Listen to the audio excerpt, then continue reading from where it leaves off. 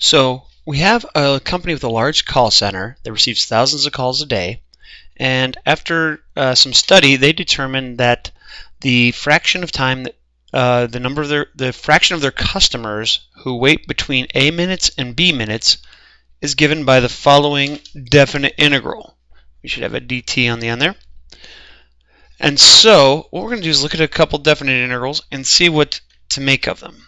So first off, the integral from 5 to 10 of 0.25 e to the negative 0.25 dt equals 0.24044. So I just have already calculated these with technology. What that means is that about 20% of their customer base waits between 5 and 10 minutes. We're going to keep going with this. If we do from 10 to 20, notice what we get, 0.07535. So about 7.5% of their customer base has to wait between 10 and 20 minutes. Now we're going to set our lower limit to be 0 for the next few examples and see what's happening.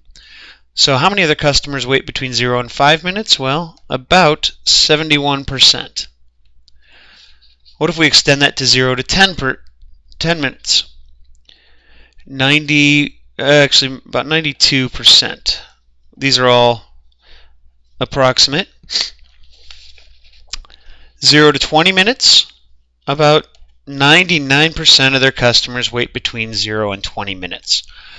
So what I'm going to do is I'm going to take a look at the exact same integral, but I'm going to let that upper limit be b. And what we're going to do is we're going to see if we can find some formula in terms of b by using the fundamental theorem of calculus. It's just a definite integral.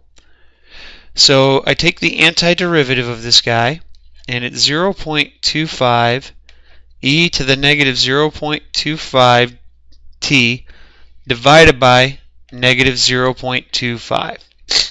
If we were doing the derivative, we would have multiplied by it by chain rule. So 0 to b. And using our first fundamental theorem of calculus, well, the 0.25s are going to cancel, so it will be negative. So it's going to be negative e to the negative 0.25b minus negative e to the negative 0.25 times 0, which is just going to be 0. So we have negative e to the negative 0.25b minus a negative, so that'll become plus, and this is e to the 0, which is 1. Now, we can get any of those values that we were just looking at by putting in the upper limit. So the amount of time, the fraction of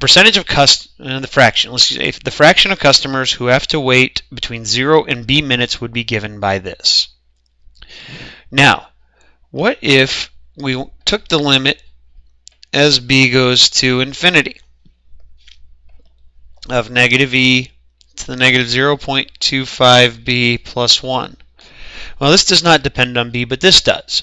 So really, this is the only thing that we got to figure out. As b goes to infinity, what's going to happen is we have e, the graph of e basically to the negative 0.25b, which is a decreasing function, and it goes down to 0. So that's going to go to 0. So we're going to 0 plus 1 or 1. Well, let's think about why this makes sense in the context. Remember what was happening.